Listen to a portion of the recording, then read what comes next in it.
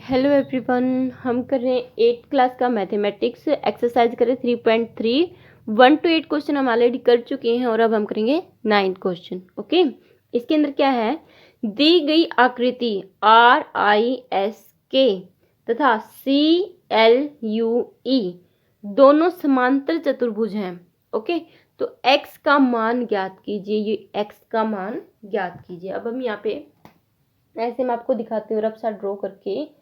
ये जो इतना है, ये है जो ये वाला जो पार्ट है, ये एक चतुर्भुज हो गया और जो क्या है, एक समांतर चतुर्भुज है। इस चतुर्भुज को हम पहले देखते हैं। ठीक है, इसके अंदर ये जो कोण है, कोण K है, इसका सम्मुख कोण क्या होगा, कोण I।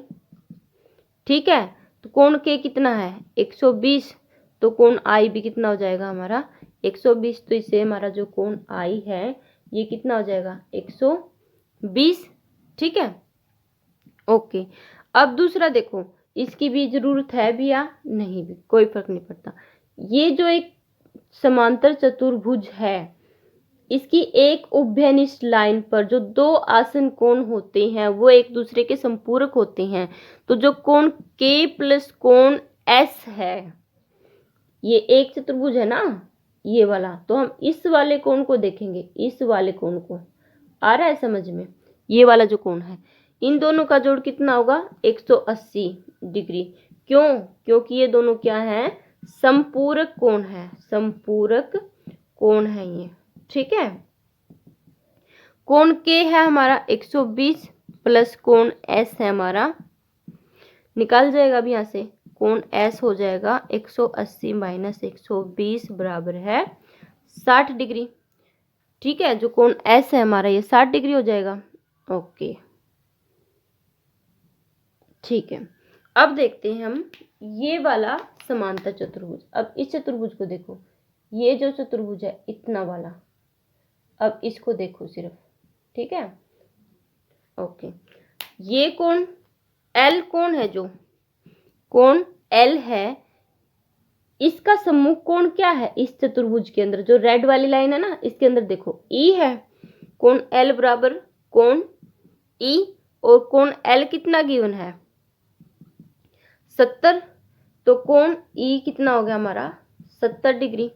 ठीक है, अब ये जो त्रिभुज है, इतनी वाली जो त्रिभुज बन गई एक, ये एक कंप्लीट त्रिभुज देखो। अब इसके अंदर ये एक त्रिभुज है ना, ठीक है, इसका एक कोण हमारा निकल के आया है कितना 60 डिग्री का, और दूसरा कोण हमारा कितना निकल के आया है 70 डिग्री का।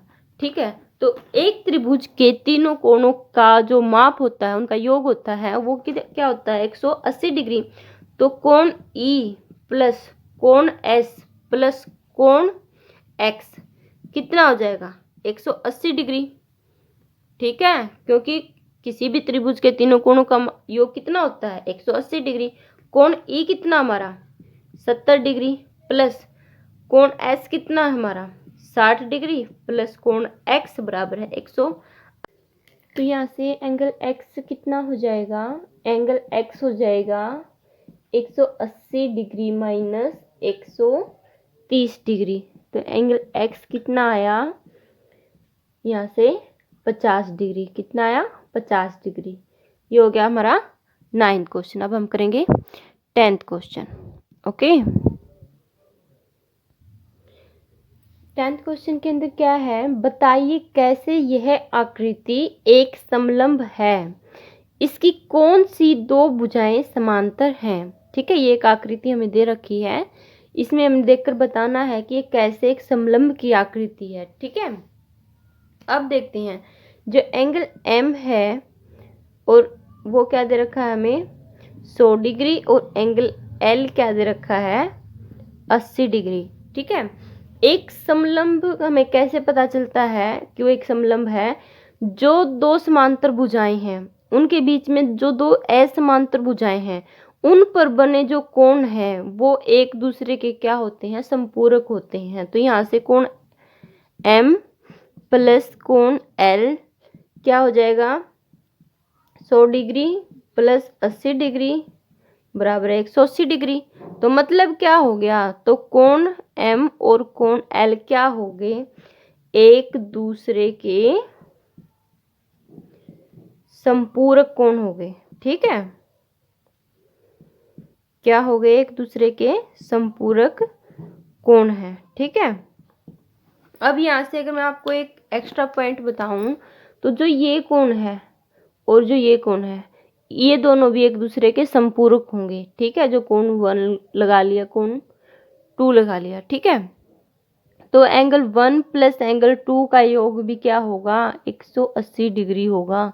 ये एक समलंब की क्या है, प्रॉपर्टी है, गुण है, कि जो दो असमांतर भुजाएं हैं उनके ऊपर जो बने हुए कोण है, ठीक है, वो क्या होंगे, एक दूसरे के संपूरक होंगे, उनका जोड़ 180 होगा। ठीक है, ये दो कोणों का जोड़ 180 हो भी सकता है, नहीं भी हो सकता। ठीक है, लेकिन जो असमांतर भुजाएं हैं उनके जो कोण हैं, ठीक है, वो जो कोण बना रही हैं समांतर भुजाओं के साथ, उनका योग क्या होगा, 180 डिग्री होगा। अब हमें पता चल गया इनका योग क्या है, 180 डिग्री है। तो हम क्या कह सकते हैं कि ये एक समलंब है। ठीक है, ये आकृति क्या है, ये आकृति एक समलंब है। ठीक है, और समांतर भुजाएं फिर कौन सी हो जाएंगी, अब हमें पता चल गया, क्योंकि ये तो असमांतर भुजाओं के ऊपर बने हुए कोण है, जो बचगी वो कौन सी होगी, समांतर भुजाएं। तो हमारी KL समांतर हो जाएगी NM के। ठीक है, ये हमारी समांतर भुजाएं मतलब पैरेलल हो जाएंगी। ठीक है, लिख भी सकते हैं, जो KL भुजा है वो समांतर है किसके, MN भी लिख सकते हैं या फिर NM भी लिख सकते हैं, MN भुजा के, इनमें से कोई भी एक लिखा जाएगा। ठीक है, आज समझ में ये था हमारा 10th क्वेश्चन। ओके, अभी हम करेंगे 11th क्वेश्चन।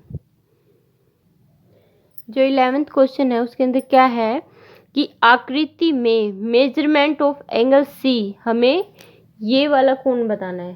ठीक है, ये कितने डिग्री का है, ये वाला हमें बताना है। ठीक है, ज्ञात कीजिए यदि AB भुजा DC भुजा के पैरेलल है। AB भुजा, ये वाली जो भुजा है ये पैरेलल है किस भुजा के, इस भुजा के। ठीक है, अभी अभी मैंने आपको बताया अगर दो भुजाएं ऐसे पैरेलल हैं, ठीक है, और उनके बीच में जो है वो नॉन पैरेलल साइड्स हैं, ठीक है, तो उनको मिला के जो एंगल बनेंगे उनका योग क्या होगा, 180 डिग्री होगा, क्योंकि वो संपूरक कोण होंगे। ठीक है, इसे हम ऐसे भी मान सकते हैं इसको, ये कोण है, इस भुजा के पैरेलल में एक भुजा खींचती हूँ, यहाँ पे मान लिया ऐसे, ऐसे एक पैरेलल भुजा खींचती मैंने यहाँ पे। ठीक है, देखो ये एक इतना एक पैरेललोग्राम हो गया ना, क्या हो गया, इतना एक समांतर चतुर्भुज हो गया ना, इतना वाला, ये एक ये वाला। ठीक है, देखो अब ये अगर एक समांतर चतुर्भुज है तो ये कोण और ये कोण का जोड़ कितना होना चाहिए, 180 डिग्री। ठीक है, तो वैसे भी हमें पता चल जाएगा कि इन दो कोणों का योग 180 डिग्री होना चाहिए। ठीक है, तो यहाँ से एक सिंपल सा क्या लॉजिक निकल के आया कि एक दो समांतर भुजाओं के बीच में अगर कोई भुजा असमांतर भी है और वो उनको ऐसे काटती है, तो जो वो भुजा कोण बनाती है, दो आसन कोण बनाती है, वो एक दूसरे के संपूरक होते हैं। ठीक है, तो यहाँ से कोण B प्लस कोण C क्या होना चाहिए, 180 डिग्री। क्यों, क्योंकि कोण क्या होंगे, क्योंकि कोण संपूरक हैं। ठीक है, तो क्या हो जाएगा, कोण B कितना दे रखा है, 120 डिग्री, प्लस कोण C बराबर है 180 डिग्री, कोण C बराबर है 180 डिग्री माइनस 120 डिग्री, और यहाँ से कोण C बराबर है 60 डिग्री। बस इतना सिंपल सा कोई ये क्वेश्चन था, ये हमारा सोल्व हो चुका है। ओके, अब हम करेंगे 12th question. Okay, question number 12 के अंदर क्या है कि जो आकृति दे रखी है, आकृति में एंगल P तथा एंगल S की माप ज्ञात कीजिए यदि भुजा SP, ये वाली भुजा RQ भुजा के पैरेलल है, समांतर है। ठीक है, यदि आप मेजरमेंट ऑफ एंगल R, ये वाला कोण, ठीक है, ज्ञात करते हैं तो क्या मेजरमेंट ऑफ P, ये कोण ज्ञात करने की एक से अधिक विधि है। ओके, तो इसको हम सोल्व करते हैं। ठीक है, हमें क्या दे रखा है, ये भुजा और ये भुजा समांतर दे रखी है। अभी अभी मैंने बताया अगर ये भुजा समांतर है, ये और ये भुजा समांतर है, ठीक है, तो ये जो कोण होंगे और ये जो कोण होंगे, उन पे बने हुए जो कोण है उनका योग क्या होगा, 180 होगा। अगर ये समांतर भुजा एक लाइन इसको ऐसे काट रही है तो ये कोण और ये वाला जो कोण होगा उसका योग कितना होगा, 180। तो क्या हो जाएगा, जो Q है एंगल प्लस एंगल P क्या हो जाएगा, 180। ठीक है, और फिर क्या होगा, एंगल Q हमें गिवन है कितना, 130 डिग्री प्लस एंगल P कितना हो जाएगा, 180, और यहाँ से एंगल P क्या हो जाएगा, 180 डिग्री माइनस 130 डिग्री बराबर है 50 डिग्री। ठीक है, ये आ गया हमारा कोण P। ठीक है, ये इतना क्या आ गया, कोण P बराबर है 50 डिग्री। आया समझ में। अब देखो ये भुजा पैरेलल है, ठीक है, ये दो भुजा, तो ये जो कोण होगा, ये कोण और ये कोण, ठीक है, ये कोण की माप क्या होती है, जो सिंबल है इससे क्या पता चल रहा है, जो कोण R है वो 90 डिग्री का है। ठीक है, अगर कोण R 90 डिग्री का है, ठीक है, एंगल R प्लस और जो यहाँ से एंगल S होगा उसका योग भी तो 180 डिग्री होगा। ठीक है, अब देखते हैं यहाँ से R कितना है, 90 डिग्री प्लस एंगल S बराबर है 180 डिग्री, और यहाँ से कोण S बराबर है 180 माइनस 90 डिग्री, और एंगल S बराबर है 90 डिग्री। तो एंगल S भी हमारा कितना आया, 90 डिग्री का। ठीक है, कितना आया एंगल S, 90 डिग्री का। ठीक है, यहाँ तक आया समझ में। अब इसने क्या पूछ रखा है, यदि आप मेजरमेंट ऑफ एंगल R, अगर ये कोण निकाल लेते हो पहले, ठीक है, तो क्या P को किसी और तरीके से हम निकाल सकते हैं, ये वाला तरीका ना लगा के। ठीक है, निकाल सकते हैं, देखते हैं अभी कैसे निकालेंगे। यहाँ से हमने क्या किया, मान लिया हमने P को नहीं निकाला, हमने R को निकाल लिया, R को निकाल के हमने S को निकाल लिया। ठीक है, तो हम क्या कर सकते हैं, किसी भी चतुर्भुज के जो चारों के चारों कोण हैं उनका योग कितना होता है, 360। तो इसे मैं क्या लिख सकती हूँ, यहाँ पे जो कोण S है प्लस कोण R है, ठीक है, S प्लस कोण R प्लस कोण Q प्लस कोण P बराबर है 360 डिग्री। आया समझ में। ठीक है, अब देखते हैं S कोण कितना आया था हमारे पास, 90 डिग्री प्लस R कोण कितना है, ऑलरेडी दे रखा है 90 डिग्री, प्लस Q कोण कितना दे रखा है, 130 डिग्री, प्लस कोण P बराबर है 360 डिग्री। तो यहाँ से हमारा कितना हो जाएगा, ये है 90 डिग्री। ठीक है, तो कोण P कितना हो गया हमारा, 360 डिग्री में से माइनस कर देंगे कितना, 90 90 180 प्लस 130।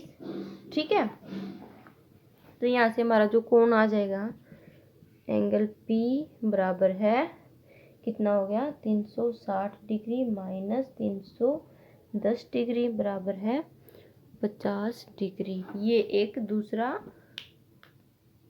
तरीका था, एक दूसरा मेथड था ये कोण पी को निकालने का। आया समझ में? ये होगी हमारी एक्सरसाइज कंप्लीट। आगे हम करेंगे introduction of exercise 3.4। Okay, thanks for watching.